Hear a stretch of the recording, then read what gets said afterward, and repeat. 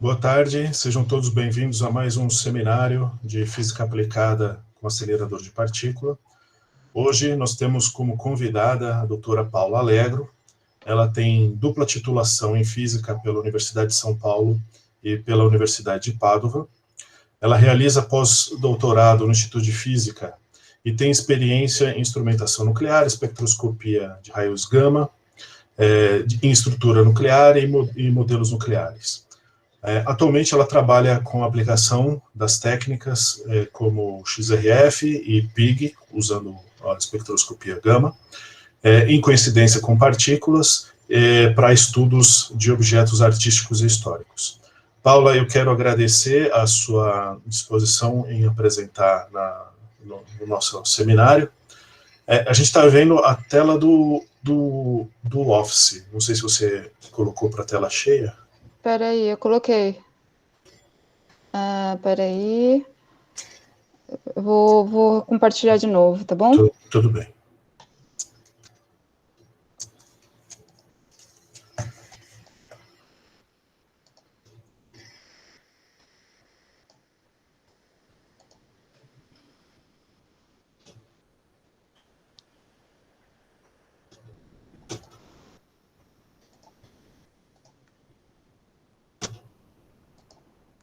E agora, tá vendo? Estamos vendo o PowerPoint. Isso, agora sim. Tá bom. Então, muito obrigado por ter aceito o convite. Eu peço a todos que desliguem os seus microfones e seus vídeos e anotem perguntas para a Paula no final. Bom, obrigada, Thiago, pelo convite.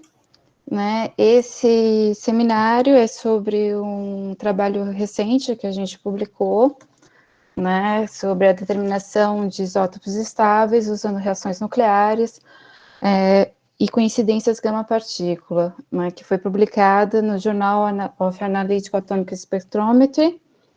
Eu queria muito agradecer, já que esse não é um trabalho de uma pessoa só, mas é de um grupo de pesquisa, na verdade são dois, o grupo aqui de Física Aplicada com aceleradores e também o grupo de espectroscopia de raios gama do Instituto de Física.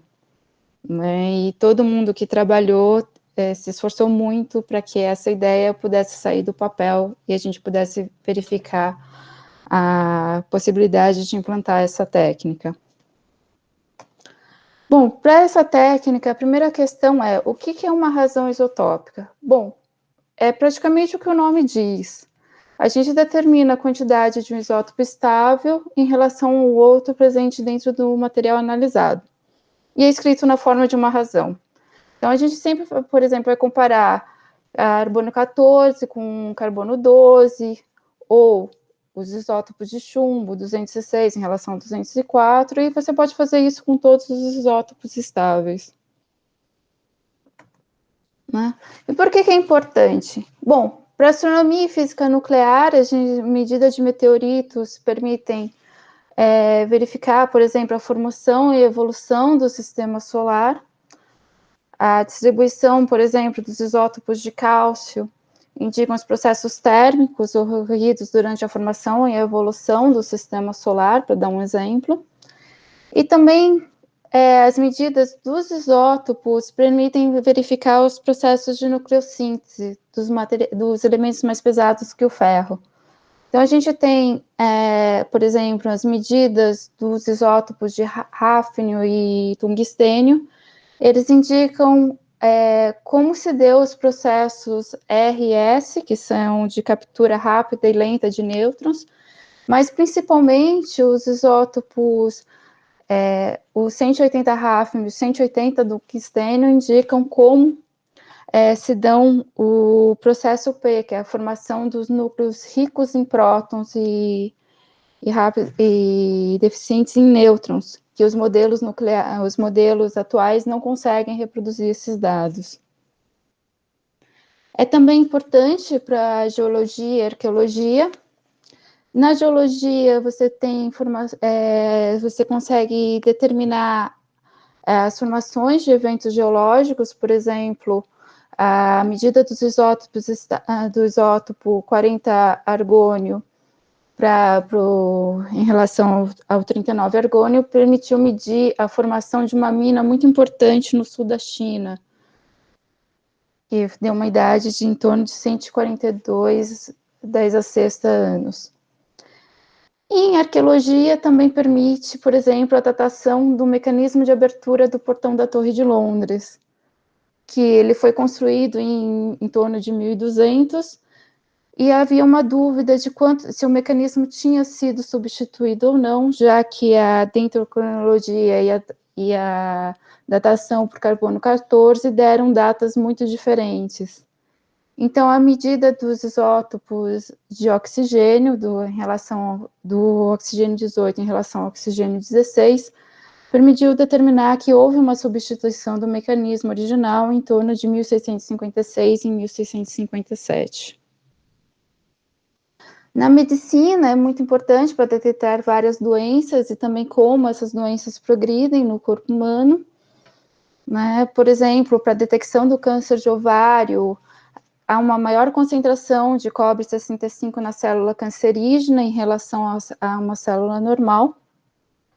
E na agricultura também, além de permitir identificar mecanismos de absorção de minerais pelas plantas, é também possível determinar como, por exemplo, alguns usos de pesticidas são absorvidos pela essa planta, em que partes eles se alojam, né? Então, para o consumo é muito importante, para ver como os pesticidas são consumidos pelas pessoas.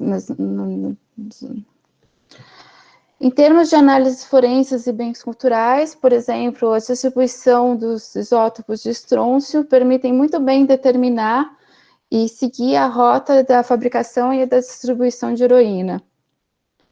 E já os isótopos de chumbo, né, havia uma dúvida se era possível determinar a origem dos pigmentos utilizados por um pintor, né, a partir da medida dos isótopos de chumbo, e aí o pessoal foi verificar isso, e a conclusão que chegaram foi que há uma mistura de pigmentos de diversas origens, ou contaminação do chumbo no próprio estúdio do artista, na fabricação dessas tintas, porque a medida de pigmentos puros dessa época mostrou que o processo de fabricação era bem estável. Bom, quais são as maneiras usuais de medir as razões isotópicas? A gente tem praticamente as técnicas de espectroscopia de massa, por exemplo, a AMS, que é a espectroscopia de massa com aceleradores, espectroscopia de massa por tempo de voo e todas as variações, que é praticamente a forma que você extrai a amostra e injeta no espectrômetro de massa. Cada uma tem as suas vantagens e limitações, que são melhores para alguns tipos de materiais, isótopos, do que outros. E também tem a análise por ativação neutrônica, são as técnicas mais usuais para se medir razões isotópicas. Bom, as principais limitações das técnicas de espectroscopia de massa é a necessidade de amostras que, na maioria das vezes, precisam ser preparadas utilizando processos químicos que têm que ser livres de contaminação, e não são processos simples. Há muita interferência de outros isótopos, moléculas com o mesmo número de massa durante a medida, e elas precisam de comparação com um padrão referenciado para ter uma análise quantitativa. Já a análise por ativação neutrônica, ela não tem essas limitações, ela é uma técnica absoluta, mas o que pode acontecer é a ativação do material por um longo período após a radiação, e ela também modifica a composição do material durante a análise em uma escala de parte por milhão, o que pode prejudicar análises futuras dessa amostra. Bom, aí veio a questão desse trabalho, que é tentar medir a razão isotópica utilizando reações nucleares com feixes de íons e coincidências gama-partícula. E para isso, a gente vai usar um tipo de reação nuclear específica, que é a reação de fusão e evaporação.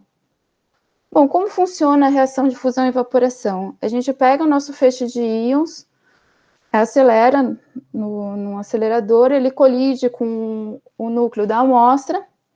Esses dois núcleos começam a interagir, ou eles fissionam rapidamente, ou eles formam um núcleo composto. Esse núcleo composto está extremamente excitado, e ele começa a emitir partículas como prótons, nêutrons, partículas alfa, para diminuir a sua energia de excitação. Nesse processo, ele perde por cada partida em torno de 4 MeV por nucleon. E aí, quando ele não tem mais energia para emitir partículas, ele começa a emitir radiação gama até chegar no estágio de mais baixa energia, que é o estado fundamental. Em termos experimentais, a gente não consegue distinguir entre os dois eventos de emissão de partícula e radiação de raio gama. Então, a gente usa isso para realmente fazer uma coincidência. A gente mede a radiação gama com um detector de germânio hiperpuro e mede as partículas carregadas, prótons e alfas, faz uma coincidência e no final a gente adquire um espectro da radiação gama que foi emitido em coincidência com uma partícula. Bom, como a gente vai determinar o número de partículas no material? A gente vai combinar a taxa de produção teórica desses raios gama, que depende tanto do feixe de íons, depende da corrente de feixe, aqui é o número de partículas, do tempo da medida, da seção de choque de produção desse raio gama e dos ângulos sólidos. Em termos experimentais, a gente tem o número de contagens em pico de um raio gama específico no espectro de raios gama, dividido pela eficiência de detecção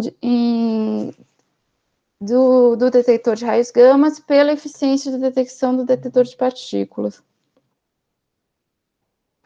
E aí, simplesmente combinando esses dois, a gente consegue determinar o número de partículas no material. E aí, a nossa razão isotópica é simplesmente a razão entre o número de átomos do isótopo 1 em relação ao número de átomos do isótopo 2. Bom, quais são as vantagens e limitações da técnica? Bom, as vantagens, uma medida absoluta, eu não dependo de um padrão referenciado. Eu não preciso necessariamente ter uma amostra, porque ela pode ser feita tanto em vácuo ou em ar, então depende do material, eu posso medir. E eu posso usar diferentes tipos de feixe e energias. Então, eu posso otimizar a minha medida dependendo do que eu quero medir no material. As limitações é que depende muito da seção de choque de reação. Se eu tiver uma seção de choque muito baixa, eu vou precisar de muito tempo para medir. Existem reações, interferências, por exemplo, decaimentos muito rápidos que estão ocorrendo durante a irradiação, as reações com os materiais da canalização e também o fundo da radiação ambiente, que todas essas limitações são fundamentais para determinar quanto tempo de medida eu vou ter. Bom, para fazer um teste dessa técnica, a gente foi medir os isótopos de cobre. O cobre 63, ele tem uma abundância natural de em torno de 69%, e o cobre 65 em torno de 31%. E por que começar a fazer esse teste com os isótopos de cobre? Bom, ele tem inúmeras aplicações em todas as áreas que eu mostrei no início dessa apresentação. Houve uma descontinuação da produção do padrão referenciado NIST 976, e o novo padrão que a NIST está propondo ainda umas controvérsias, porque parece que ele não é homogêneo o suficiente. Então, o pessoal ainda está procurando melhorar esse padrão. E também tem algumas características técnicas. A gente tem uma facilidade em obter o material natural e isotópico com alta pureza, a um custo relativamente baixo, já que ambos os isótopos constituem uma fração muito grande do natural. e ele tem uma facilidade na produção dos alvos de teste. Então, nessa medida, a gente construiu 3 alvos. Um alvo de cobre natural, para determinar a seção de choque para 63 e cobre 65, porque não era medida na energia que a gente gostaria de realizar o teste. A gente tem um alvo isotopicamente enriquecido de cobre 65, também para determinar a seção de choque do cobre 65, porque, assim, em termos de espectroscopia gama, a gente está muito acostumado a utilizar alvos enriquecidos. No caso do cobre 65, na amostra natural, eu consigo determinar a seção de choque do cobre 65 porque é 30%, eu não vou ter uma medida muito grande. Mas em alguns outros, por exemplo, se eu fosse medir o isótopo, a seção de choque do, por exemplo, de oxigênio 17, a fração dele é em torno de 1% no material natural. Então, eu ia precisar muito tempo para conseguir medir. Então, utilizar alvos enriquecidos, assim, para determinar a seção de choque é muito importante. E, nesse caso, eu fui usar esse alvo enriquecido para verificar como se comporta a minha medida de razão isotópica e porque muda a experiência e quais são as contribuições nas incertezas. E eu fiz um alvo especialmente modificado, que eu peguei uma folha de cobre natural e uma folha de cobre 65, eu fiz um sanduíche que eu mudei a razão isotópica natural, para testar realmente se a técnica de coincidência gama-partícula iria funcionar.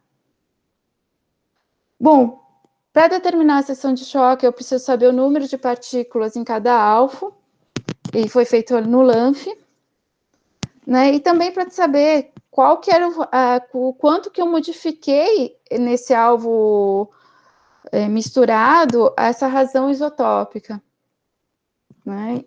Então, quando eu fiz esse sanduíche, na verdade, eu troquei a proporção de cobre 65 e cobre 63. Né? Eu dobrei o cobre 65 em relação ao cobre 63.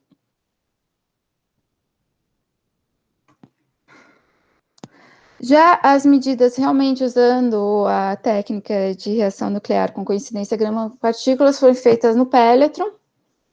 A gente utilizou um feixe de prótons de 11,75 MeV e uma corrente de 0,1 nanoamperes. E nessas reações, o que eu espero? Eu espero que o meu feixe de próton com cobre 63, ele dê o zinco 64 como um núcleo composto, que vai decair no canal de nêutrons para 63 zinco, no canal de prótons volta a ser cobre 63, e no canal de alfa eu vou ter o níquel 60. E o equivalente da reação para o cobre 65, que eu vou produzir o 65 zinco, o cobre 65 e o 62 níquel. Para essas medidas, eu utilizei o espectrômetro Saci-Pererê, numa configuração modificada do que ele é usualmente. Esse espectrômetro é utilizado para medir estrutura nuclear com feixes pesados. Eu utilizei 2 detectores de germânio posicionados a 77 graus e 101 graus em relação ao feixe incidente, para medir os raios gamas. E os prótons e partículas alfa, eu utilizei 5 telescópios θe, que permitem a diferenciação dos prótons e das partículas alfa emitidas durante a fusão e evaporação. E para cada núcleo, para cada alvo, foi em torno de uma medida de um dia, de aproximadamente um dia, nessas condições experimentais. E por que medir em coincidência? Nesse espectro, a gente tem o que o detector de raios gama está vendo se fosse só o detector de raios gama. Esse é o cobre natural, a gente tem, além dos raios gama do cobre 63 e do 65, e do níquel 60 e do níquel 62, que são esperados da fusão e evaporação, a gente tem muita contribuição de reações que acontecem com o arranjo experimental. A gente tem excitação do tântalo e a gente tem a produção do tungstênio devido à proximidade do colimador, porque o espectrômetro Saci Pererê não foi feito para trabalhar com feixes de próton, ele foi feito para trabalhar com feixes muito mais pesados, então não há interação do feixe com o colimador. Esse colimador é muito próximo do meu alvo. E também o alumínio 27, devido ao espalhamento, a excitação da minha câmera, que é composta de alumínio, pelos feixes espalhados, né? Há, claro, a produção de pares, que sempre acontece, o decaimento, e também a interação dos nêutrons produzidos em todas essas reações com o meu detector de germânio.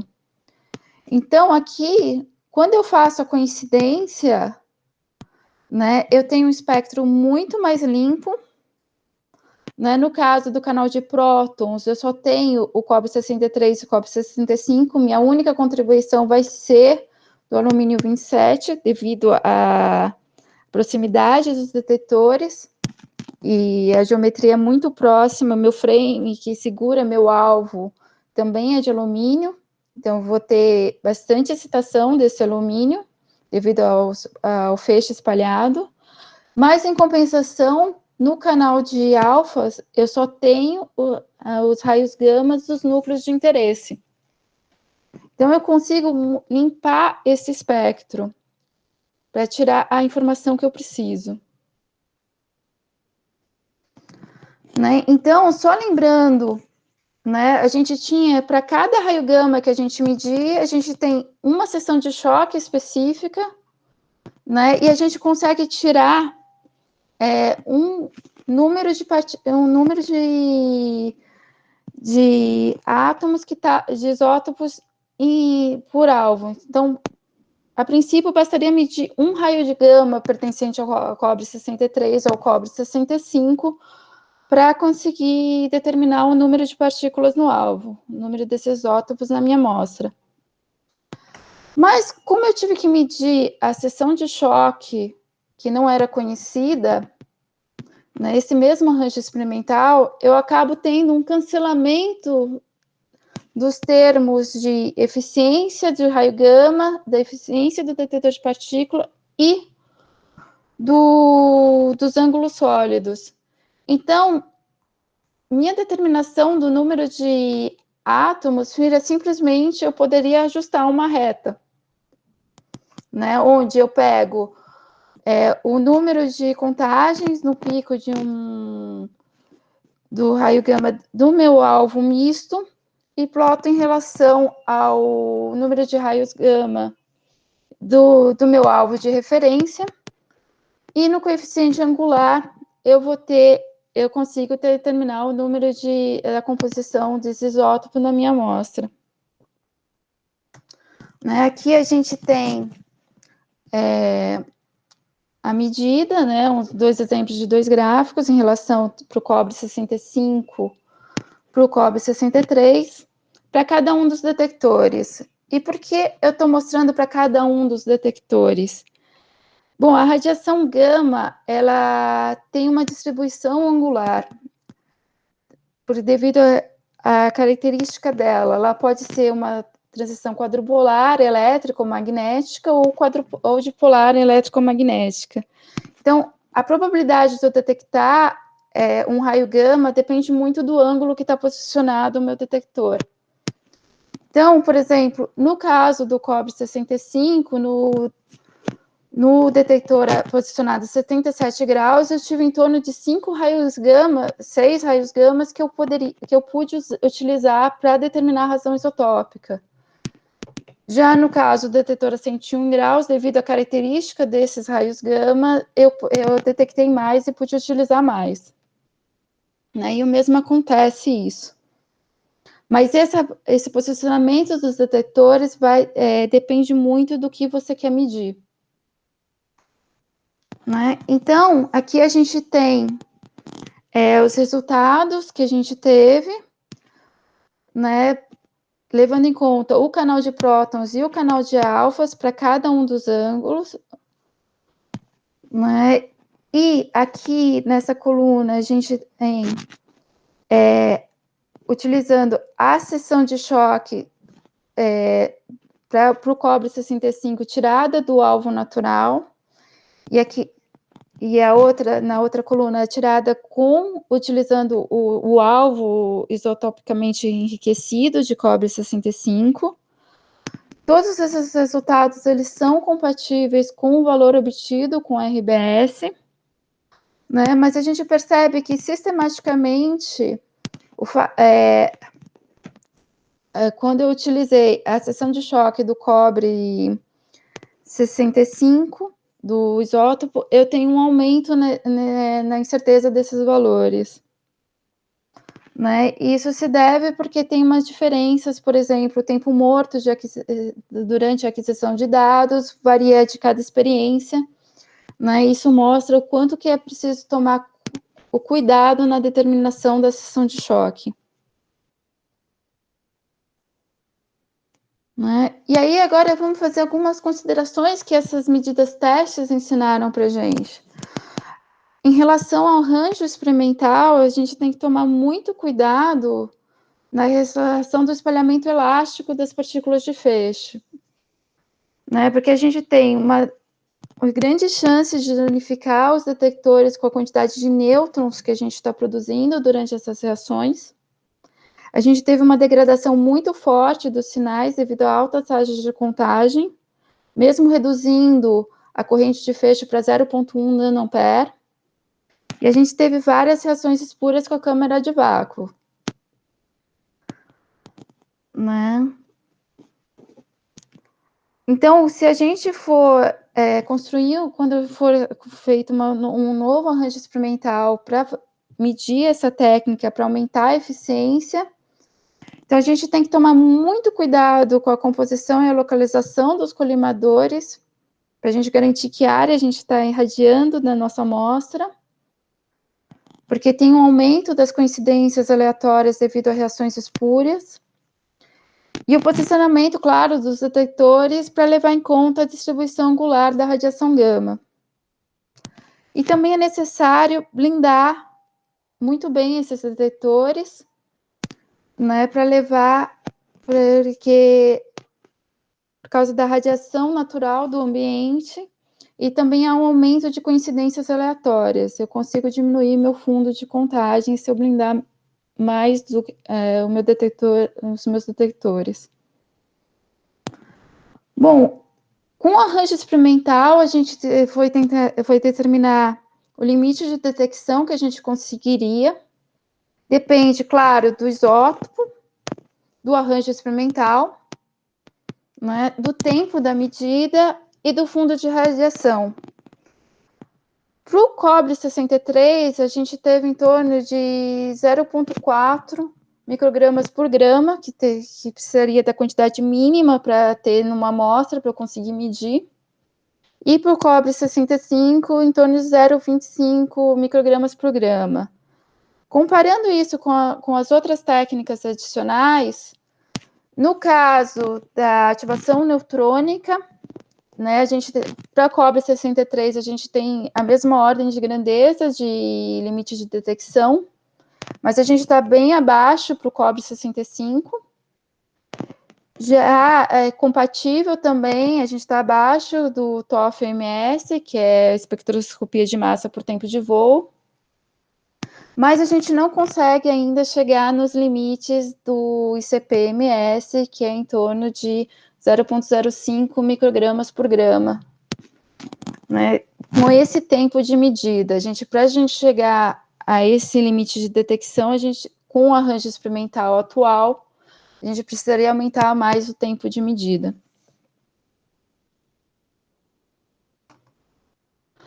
Bom, uma das preocupações é será que eu ativei meu alvo e quanto que eu alterei a minha amostra?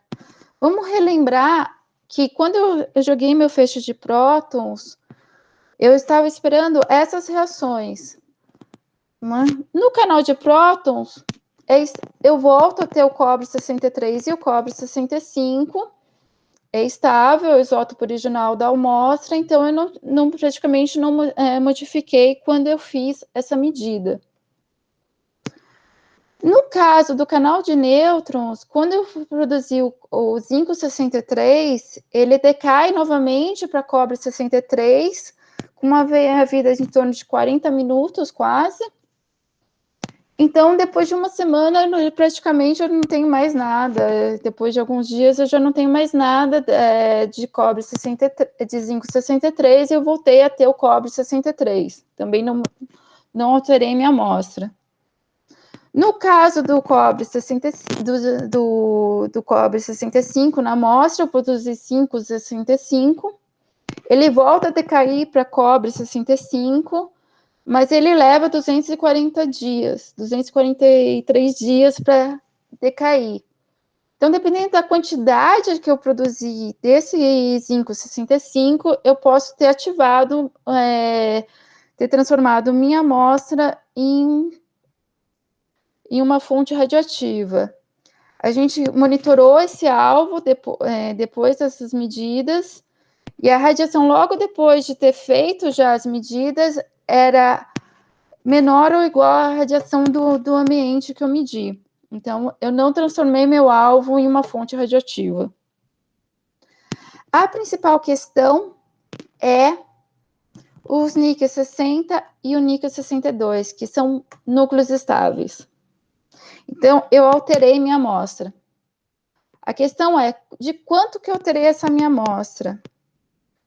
Para o níquel 60, eu produzi em torno de 8,4 10/8 átomos por centímetro quadrado.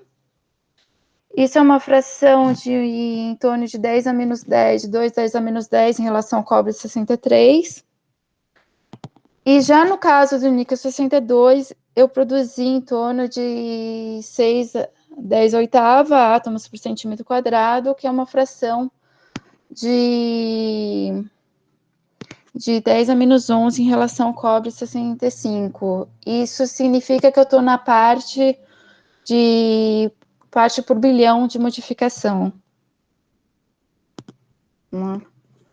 Bom, uma das considerações que é assim, se a presença de impurezas ou oxidação na superfície da amostra afetariam as medidas, né? Porque nesse caso, se eu quisesse medir as amostras, só vão afetar a medida se são os mesmos isótopos que eu quero determinar na minha amostra ou estão presentes em grande quantidade. Se são os mesmos isótopos, aí eu posso, para verificar quanto que é a contribuição da impureza na superfície, fazer medidas com diversas energias de feixe para verificar a distribuição desse isótopo em relação à profundidade na amostra. Mas se estão presentes em grandes quantidades, eu vou ter um aumento no tempo de medida, porque eu vou ter uma contribuição dessas reações durante a medida. Bom, se a gente for usar vários modelos para determinar a seção de choque de fusão e evaporação, né, e também há medidas de seções de choque, de seção de choque total, medida para o processo. Esses valores tem que tomar muito cuidado na hora de você utilizar para medir, determinar o número de partículas no alvo. Porque elas precisam ser corrigidas, levando o esquema de níveis de decaimento de cada núcleo, já que as seções de choque que eu utilizei são para a produção de cada raio gama específico. No caso da seção de choque total, normalmente depende das seções de choques diferenciais, de todas as transições de raios gamas que decaem para o estado fundamental, incluindo as transições isoméricas. Então, isso tem que ser levado em conta. nessa correção. Tem que levar em conta que eu estou medindo uma coincidência gama-partícula, então existe uma correlação angular que tem que ser corrigida, e essa correção depende de várias suposições de como foi a população desse núcleo pela reação de fusão e evaporação, não é uma correção tão simples. E se for o feixe de prótons, que há um aumento na seção de choque do canal de prótons, devido à contribuição do espalhamento inelástico do feixe. Então, assim, é possível de utilizar, mas tem que tomar um pouquinho de cuidado. E um dos objetivos desse trabalho era saber se era possível utilizar essa técnica para medidas de bens culturais. E um dos principais problemas era determinar, assim, o calor e a dose depositada no material, que podem danificar esse bem cultural, o que a gente quer evitar. Se a gente considerar que toda a energia do feixe foi depositada na minha amostra, o que não é verdade, porque eu tinha energia suficiente para passar essa amostra, né? Mas pensando que num bem cultural eu vou ter uma amostra espessa, que provavelmente meu feixe vai parar nessa amostra, né? A gente teve em torno o calor foi em torno de 314 joules, que é um problema em caso de medidas em vácuo, mas em medidas em ar isso não deve ser um problema, porque há uma dissipação natural, porque a medida está sendo realizada em ar. E a dose, a gente teve uma taxa de em torno de 0,35 kg por segundo. Apesar de ser feixes de próton, e para ter uma ideia de comparação em medidas de, por exemplo, com micro XRD, que é medidas com raio-x, não é uma comparação tão direta, mas eles têm uma taxa de gigagrays por segundo. Né? Então, a questão da dose depositada e quanto isso poderia alterar meu bem cultural, danificar, está dentro do aceitável. Né? Então, assim, nesse teste, a gente mostrou que a ideia funciona muito bem. A gente conseguiu evidenciar que mudanças eu preciso fazer no meu arranjo experimental para esse tipo de medida, para tornar essa técnica competitiva em relação às outras. A gente tem limites de detecção comparáveis com as técnicas justamente medidas, em alguns casos melhor. Só com arranjo experimental que eu tenho, que não é tão eficiente para esse tipo de medida. A gente precisa medir seções de choque, de fusão e evaporação, né, para os materiais, porque isso não tem, experimental não tem na literatura. E sim, é possível, talvez, utilizar isso para medir objetos de bens culturais. Bom, obrigada.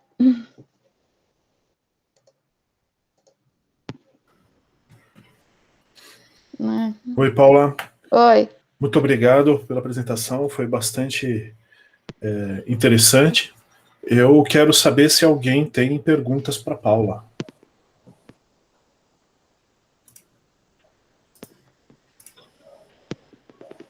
Eu tenho uma pergunta para começar a quebrar o gelo, vamos ver.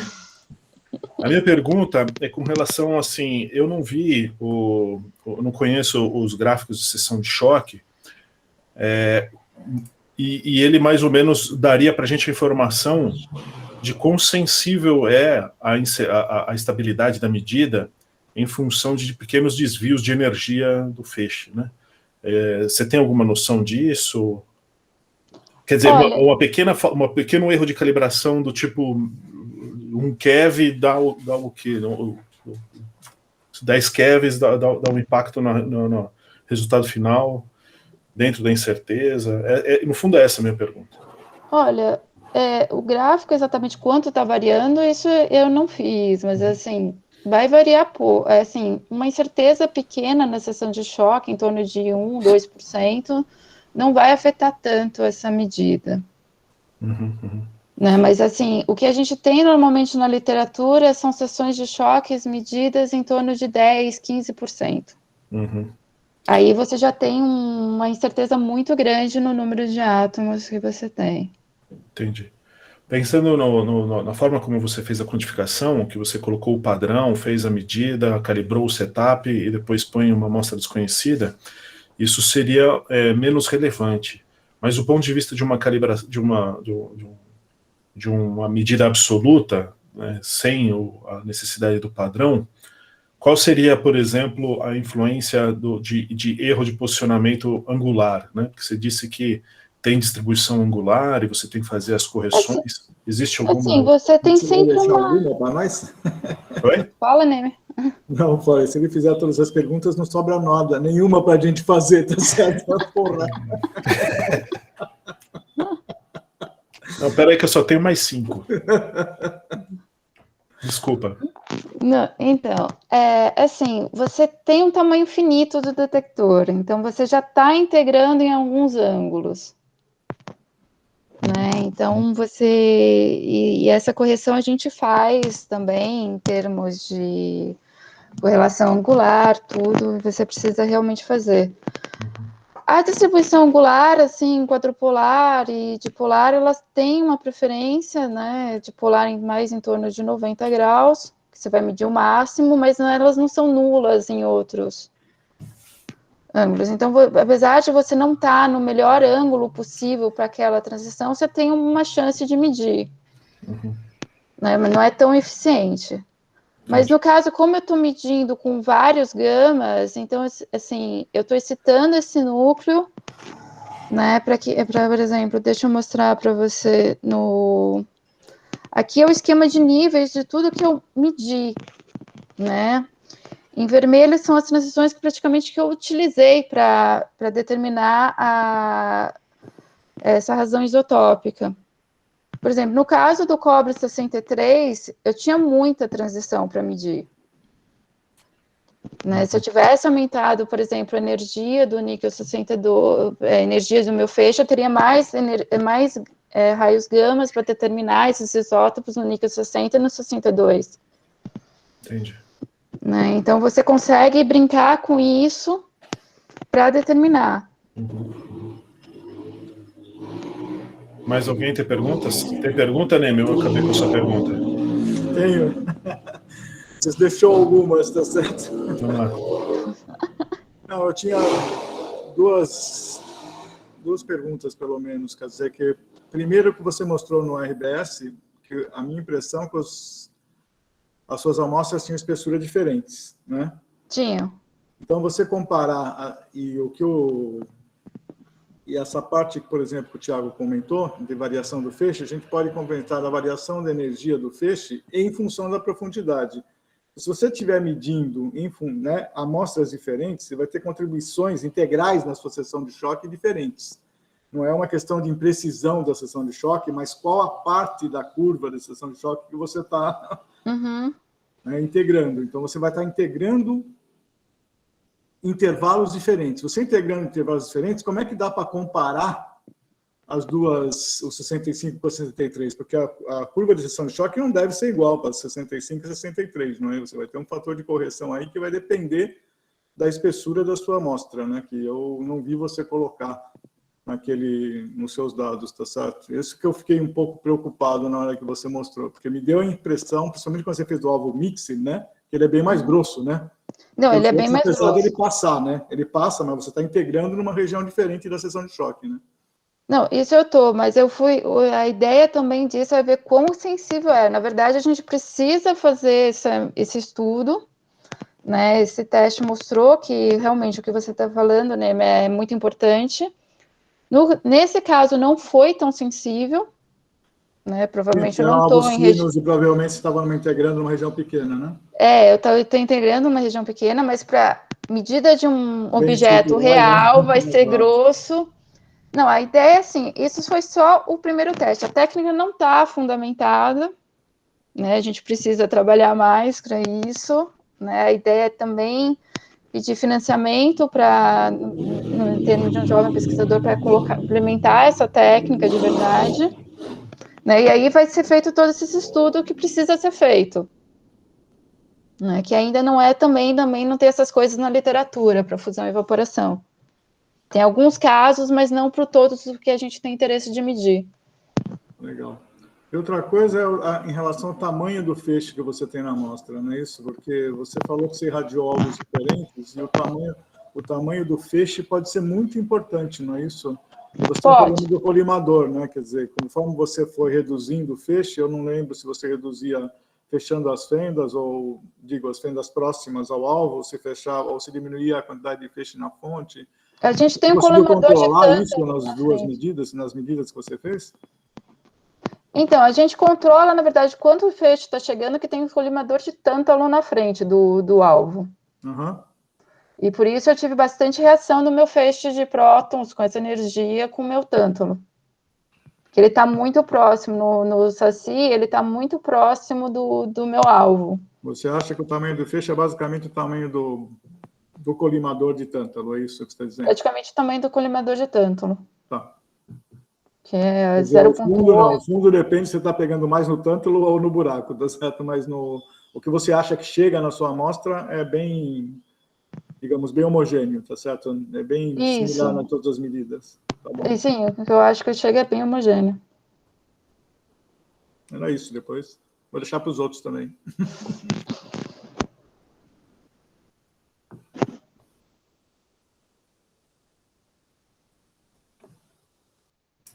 Mais alguém tem perguntas? Eu estava falando aqui, meu microfone travado. Dessa vez não tenho. Oi, Márcia. A Márcia fez uma pergunta no chat. Você quer fazer ou você quer que eu faça, Márcia? Faça, por favor, Thiago, mais fácil. Tá bom. A Márcia está perguntando no chat se você tem em mente quais seriam os possíveis isótopos, né, que você poderia aplicar essa técnica. Pelo que eu entendi, você fez no cobre como um exemplo de viabilidade, né? Uhum. Você teria algum outro exemplo para dar? Então, eu vi aqui no chat que é material cerâmico, né? Assim, a gente tem um grande potencial, são os isótopos de ferro, né? Que poderia indicar também a distribuição. Eu fiz também essa medida para estimar quanto que eu teria, por exemplo, nas cerâmicas arqueológicas. Com XRF mostra que assim eu tenho em torno de 20 elementos que aparecem, né, que é uma amostra real. Se a gente pegar os isótopos, isso sobe para em torno de 60. Se eu fizer com feixe de prótons, abrindo pelo menos 3 canais de reação para cada um, já sobe para 180 núcleos que eu vou produzir. Aí eu provavelmente, assim, para eu medir essa amostra real, eu vou precisar de coincidências gama-gama partícula, que aí eu limpo praticamente tudo. Eu pego 2 raios gamas e mais uma partícula, eu identifico muito bem qual é o meu núcleo que eu estou lá. Então. Né? Isso é possível de fazer, né? Então, assim, há mais núcleos que eu posso medir, bário, depende da fonte, depende do que eu estou medindo. Consigo elementos leves, né? Por exemplo, para esmeraldas, dá para medir o alumínio e a contribuição do isótopo cosmogênio 26 alumínio, que decai com 10 a 6 anos. Então, eu consigo determinar quanto que tem essa contribuição. Né? Também os isótopos de boro para turmalinas, que também faz parte da composição para determinar a origem. Então, depende do material, mas provavelmente para o meu material real eu vou precisar fazer uma tripla coincidência, porque vai aparecer muita coisa. Entendi. Eu não sei se respondeu, Márcia. Se não, por favor, escreva alguma coisa no chat. A Ellen levantou... Oi. Respondeu sim, Thiago. Obrigado. Legal. Eu só queria que ela mostrasse um pouco essa dificuldade que é no caso real, né? Então, realmente, tem muitos isótopos que podem ser analisados, mas é realmente um desafio, né? No caso real. Então, é isso que eu queria que ela chamasse a atenção pela sua pergunta. Obrigado, Thiago. Ok. A Ellen levantou a mão, ela tem uma pergunta. Oi, Paula, muito interessante seu trabalho, muito legal. O que eu acompanhei pouco da, da apresentação, porque o Matheus acordou. Mas, enfim, em relação, por exemplo, a cerâmicas, quanto tempo você acha que elas ficam ativadas, assim? Depende do que vai ter. Depende, assim, vai depender do que tem na sua cerâmica, vai depender da reação que eu produzi.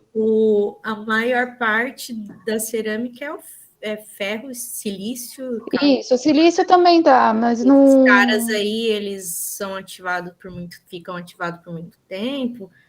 Eu tô perguntando porque esse tipo de coisa a gente não liga muito, mas se a gente for começar a fazer esse tipo de análise com materiais reais, assim, de museus, eles vão ficar preocupados, né? Eu sei. Começar a ativar as coisas. Então, vai depender dos isótopos que tem, né? E, por exemplo, com essa energia de feixe que eu usei, assim, a gente não praticamente muda muito pouco a amostra em relação ao que a gente tinha, né? Vai depender, claro, do que você tem, quanto tempo de decaimento de cada núcleo que você formou, aí tem que ficar olhando as reações possíveis, ver o que se formou, quanto tempo demora. Se é um decaimento rápido, então você espera lá 2 dias para devolver o material e pronto. Se é um decaimento longo, que nem, por exemplo, do cobre 65, que era 240 dias para o níquel 60, para o zinco 65, voltar para ser cobre 65, podia realmente transformar isso numa fonte radioativa. Né? Então, vai depender de quanto que eu estou modificando. Essa estimativa eu consigo fazer antes de medir o material. Né? Se a gente mede um pouco por XRF, 5 minutos de XRF, eu já tenho uma ideia de qual que é a composição desse material que a gente vai colocar na frente do feixe. Então, dá para fazer essa estimativa, né? Mesmo que a seção de choque a gente depois vai medir, na verdade a gente só vai colocar o material real na frente do feixe depois que já tiver todos os parâmetros de seção de choque, esse tipo de coisa medidos. No caso de cerâmicas, que aí o interesse seria os ferro, outras coisas, né? Quer dizer, não sei, para fazer datação seria potássio? Então, depende, por exemplo, eu tenho aqui já a estimativa de ferro da cerâmica, né? Se você for pensar quanto que dá, você consegue fazer essa estimativa? Eu esqueci a pergunta. Desculpa. Por exemplo, se a gente quiser fazer datação de cerâmicas, né? Aí, depende do isótopo. Tá. Depende do isótopo que a gente tem. Porque alguns isótopos são metastáveis. Eu não vi como que é a técnica. Você escolhe o isótopo e aí você escolhe a energia do feixe de prótons para fazer isso, é isso? A gente escolhe, por exemplo, eu posso, dependendo do isótopo que eu estou interessada em medir, talvez seja interessante fazer outro tipo de reação nuclear naquele isótopo. Né? Eu utilizei feixe de prótons porque a ideia é também levar para a área, levar o feixe de prótons para a área é muito fácil, esse tipo de coisa. Mas eu posso usar outros tipos de feixe, que eu vou abrir outros canais de reação, e um deles eu sempre posso achar um que demore um certo tempo para decair, né, para tentar fazer, depende do que tem na minha amostra, tem alguns isótopos metastáveis. Por exemplo, no caso da datação da mina que eu mostrei no coisa, o argônio 39, ele leva 240 anos para decair na natureza. Então, é por isso que eles conseguiram tirar a datação. Né? Então, depende muito do que eu tenho. Tem algumas coisas que eu não vou conseguir medir. Por exemplo, fazer datação com cobre 63, 65 não dá. Porque os dois são estáveis e não tem nenhum isótopo de longa duração. Acho que era isso. Obrigada, viu? Neme? Então, eu fiquei curioso, porque se você for medir cerâmica, não é isso? Que eu acho super interessante, não é um demérito, mas eu fiquei pensando nos problemas, né? A Sim. cerâmica, as diferentes cerâmicas têm diferentes tratamentos, tá certo? Para serem confeccionadas, né? E às vezes tem temperaturas diferentes também, quando você está fazendo essa manufatura. Então, eu fico imaginando se essa diferença de temperatura não vai ficar influenciando na distribuição dos seus isótopos em função da profundidade, entendeu? Porque eu imagino que talvez para você fazer uma medida mais... Lógico que você sempre pode tirar um valor médio numa determinada profundidade, é um valor interessante, mas se você quiser ver a distribuição em função da profundidade, você vai ter que acabar fazendo várias energias, tá certo, de feixe, para tentar entender como é que fica essa variação em função. Porque eu tenho a impressão que quando você faz esse tratamento, principalmente o térmico, talvez você possa mexer na distribuição do cobre 63 e 65 em função da profundidade. Ele não fica igual ao natural, entendeu? Não sei se isso acontece. E com ferro e com outras coisas, tá certo? Fiquei imaginando essa situação. Sim, depende do isótopo. Tem isótopos que são extremamente sensíveis a essa questão da temperatura, vai ter uma distribuição realmente no material, né? Então, mas vantagem de usar um feixe de altas energias é, como você falou, dá para mudar para medir essa distribuição. Um pouquinho, né? Isso, né? Isso tem que ser verificado, né? Na hora de fazer um teste, ver quanto que depende da técnica do material, por exemplo, para a produção da cerâmica, quanto que isso é sensível. Tem estudos já que mostram que algumas coisas variam realmente com a temperatura, que até dá o processo de queima, temperatura de queima, que para o pessoal da arqueologia isso é muito importante para ver quais são as técnicas que foram utilizadas. Exato, né? Então, isso dá para realmente, assim, fazer essa medida pode contribuir bastante para ver os processos de fabricação dessas cerâmicas arqueológicas. Também isso, né?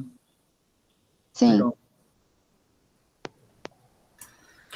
Eu tenho mais uma pergunta, Paula, se você não se incomodar. Não me incomodo. Você disse, se eu anotei corretamente, a sua estimativa de energia depositada na amostra durante a medida que você fez foi da ordem de 300 joules, tá correto?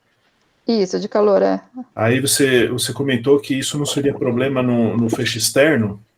No entanto, para 11 MeVs de próton, essa energia ela é majoritariamente depositada bem fundo, né? E aí... vai depender da espessura, né, da amostra.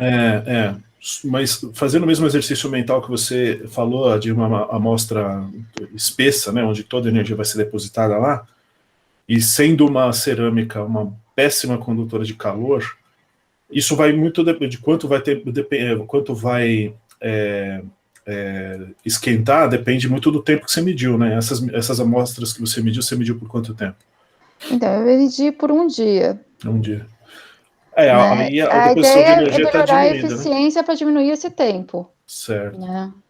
Assim, isso é o que eu consigo fazer com o arranjo que eu tenho, que não é preparado para esse tipo de medida. Uhum. Né? Eu tive um tempo morto de em torno de quase 50%. Não dá. Não dá. Numa medida real, não dá. Uhum. Mas a minha questão é com relação a esse benefício de que você estaria num feixe externo e, portanto, menos suscetível ao aquecimento, se ele realmente vai ser válido nessa energia tão alta, né? Porque aí a energia é depositada muito fundo, e sendo uma cerâmica péssima condutora, né? Então talvez quando você aumentar a eficiência, você meça por menos tempo, mas talvez subir a corrente não seja exatamente uma opção, né, nesse caso, não sei. Não, eu não acho que subir a corrente seja uma opção, mas eu acho que tem que aumentar, assim, a eficiência de detecção, o jeito que é. Vai depender também do material, né, como você falou. Para cerâmica, que é péssimo condutor, talvez seja um problema, eu ainda vou precisar dar um jeito de resfriar essa amostra para conseguir medir. O Kleber tem uma pergunta. Por favor, Kleber. Oi, Paula, tudo bem? E aí, você falou de usar outros feixes, mas você chegou a fazer alguma estimativa se um feixe mais pesado vai aumentar ou reduzir o tempo que você vai precisar para quantificar, se vai reduzir o limite de quantificação. Você chegou a fazer se teria um feixe melhor nesse caso, ou teria que ser prótons mesmo? Então, ainda não fiz essa estimativa, né? A ideia é que, dependendo do feixe que eu utilizar, por exemplo, se eu estou interessado em medir coisas mais pesadas, se eu usar um feixe bem mais pesado, tem coisas que não vai passar. Assim, eu vou escolher quais isótopos eu estou mudando esse feixe, eu vou escolher quais isótopos que eu estou medindo. Né? Era só para ter uma ideia do aumento da seção de choque de produção de gama, se você teria alguma reação que... Depende do que você quer medir. Quando eu aumentar esse feixe, eu vou abrir mais canais de reações. Então, eu vou ter uma dificuldade enorme. Ter muito mais núcleos medindo junto. E se eu usar, por exemplo, um oxigênio 16, eu vou ter o canal PN, eu vou ter o canal 2PN, eu vou ter o canal alfa-P. Sim, você vai... Aí começa assim, o espectro começa a ficar mais complicado, né? Então aí eu vou ter que começar a limpar isso daí fazendo mais coincidências. É possível. A ideia, para o material real, eu já sei que eu vou, assim, com esse teste, o que mostrou tudo, é que eu vou ter que fazer uma coincidência tripla de qualquer jeito. Né? Então eu tenho que garantir que nessa coincidência tripla eu tenha a maior eficiência possível para diminuir esse tempo de medida.